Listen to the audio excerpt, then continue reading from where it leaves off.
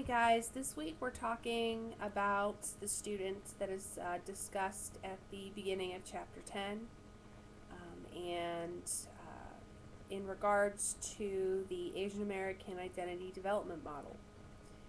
In reading through this story, I feel that this particular student falls in stage 2, which is also known as the white identification stage. This woman experiences or is impacted by the Asian American and Asian population on her college campus when she arrives. Before this point in time, she really was not immersed in the population, and from reading in the story, she was born and raised in Arizona, didn't really have any Asian or Asian American social groups or peers or communities. Although it is not really discussed, I'd be curious to see the application or the immersion of their culture within her family. Was it neutral? Did they focus a lot on it? Was it somewhere in between? This could also greatly impact why she would be in this particular stage.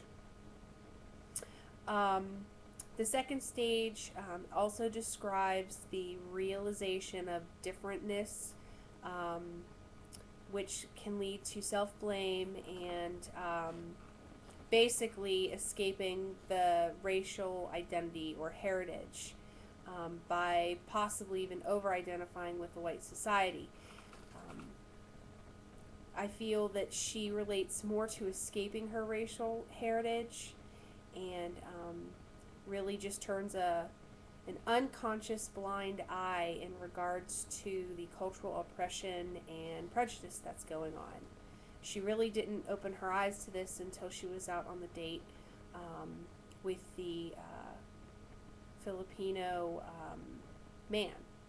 So an interesting note on that particular part of the story was in reading it, I of course could not directly relate, but it was honestly hard for me to understand.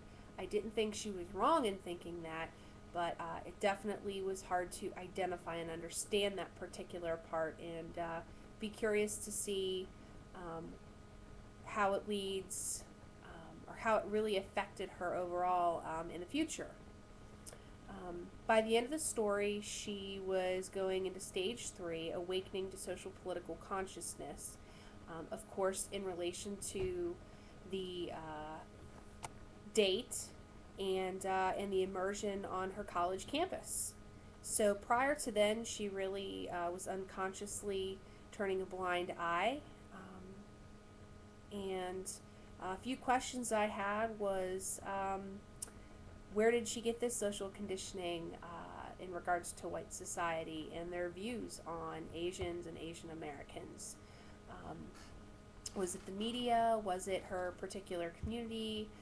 Could it have been her family or friends, or a combination of all of them?